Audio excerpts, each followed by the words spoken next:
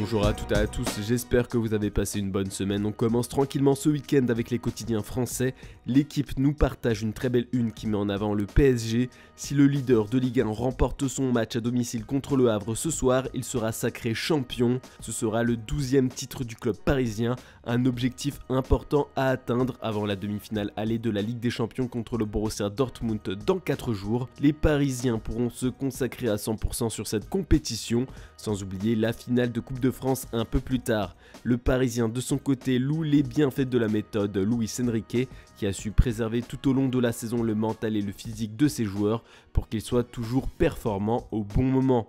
Mais bon, comme le précise l'équipe dans ses pages intérieures, le coach du club parisien craint une déconnexion et une décharge émotionnelle trop importante en cas de large festivité ce week-end. Il veut garder toutes ses chances de son côté pour réussir le reste des objectifs fixés. Tout sera fêté une fois la saison complètement terminée et tout le monde espère du côté de Paris que ce sera pour un quadruplé historique. Attention tout de même au Borussia Dortmund qui est déjà très critique envers le PSG. D'après les informations de Bild, le PSG a restreint le quota de places attribuées au club visiteur. Au lieu de 5% de la capacité totale du stade, le club de la capitale a réduit cette jauge à 4%.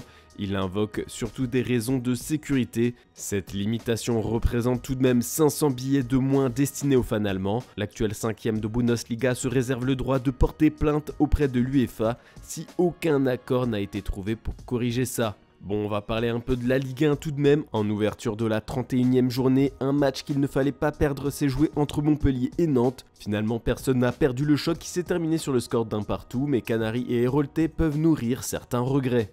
On a eu le droit à un choc un peu plus renversant hier soir en Espagne. Avec un 11 remanié, le Real Madrid s'est imposé 1-0 ce vendredi face à la Real Sociedad. Un succès qui rapproche un peu plus les merengues du titre, désormais leader, avec 14 points d'avance sur le Barça. Et les fans madrilènes remercient le jeune prodige Arda Güler qui a su trouver le chemin des filets pour sa première titularisation et seulement au bout de 30 minutes de jeu. Arda a marqué, il va être un joueur très important pour nous à l'avenir. Il ne fait aucun doute qu'il restera ici l'année prochaine, a assuré Carlo Ancelotti, ce qui met déjà un terme à toutes les rumeurs qu'il envoie en prêt la saison prochaine, comme écrit AS ce matin. Du côté de Marca, on annonce que le Real a un plan pour faire grandir Güler comme joueur. Le staff madrilène et les joueurs reconnaissent qu'il a un grand talent et qu'il est même souvent époustouflant à l'entraînement, mais qu'il manque de physique.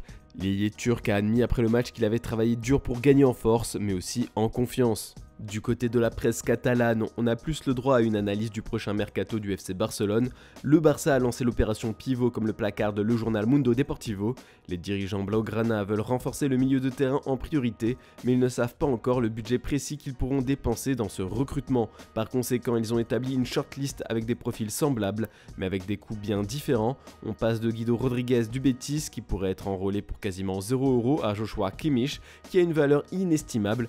Le club espagnol estime avoir les moyens de négocier avec le Bayern Munich car il est à 1 an de la fin de son contrat et pour l'instant il n'a pas répondu positivement aux tentatives de son club de le renouveler. En ce qui concerne les joueurs offensifs, le FC Barcelone pourrait voir Ansu Fati être de retour dans la rotation. Le prêt d'Ansu Fati à Brighton se termine le 30 juin et d'après Sport, l'ailier de 21 ans veut absolument s'imposer au Barça. Il est convaincu que lors de la pré-saison, il montrera qu'il est plus que prêt à jouer à nouveau, comme il l'a fait à ses débuts au Barça. D'autres sources du média affirment que son club formateur ne compte toujours pas sur lui, et si Brighton ne veut pas le garder, eh bien il sera de nouveau prêté dans un autre club. Direction l'Angleterre avec la une du Daily Mirror. Ce n'est plus qu'une question de détails à régler, Liverpool vient de trouver un accord total avec un nouvel entraîneur qui deviendra le remplaçant de Jürgen Klopp, lui qui définit ce poste comme le meilleur job du monde. Les Reds se sont mis d'accord avec Arne Slot depuis quelques jours, l'entraîneur néerlandais du Feyenoord. Et ce vendredi soir, la presse britannique nous rapporte que Liverpool et le club d'Eredivisie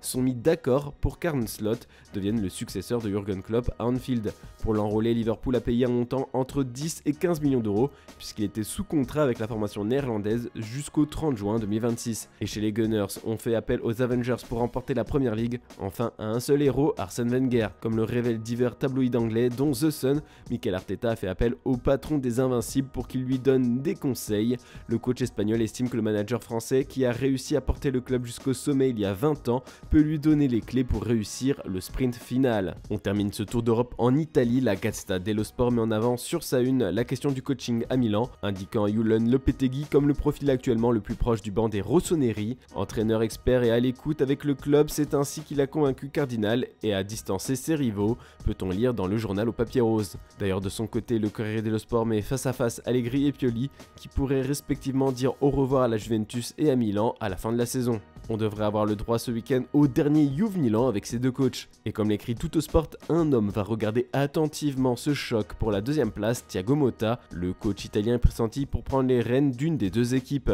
Voilà, c'est tout pour ce samedi, on se retrouve demain matin pour une nouvelle revue de presse. Et n'oubliez pas d'aller checker notre chaîne secondaire Foot Mercato FC. On vous a préparé une vidéo spéciale qui sortira à 14 h. Bonne journée à toutes et à tous.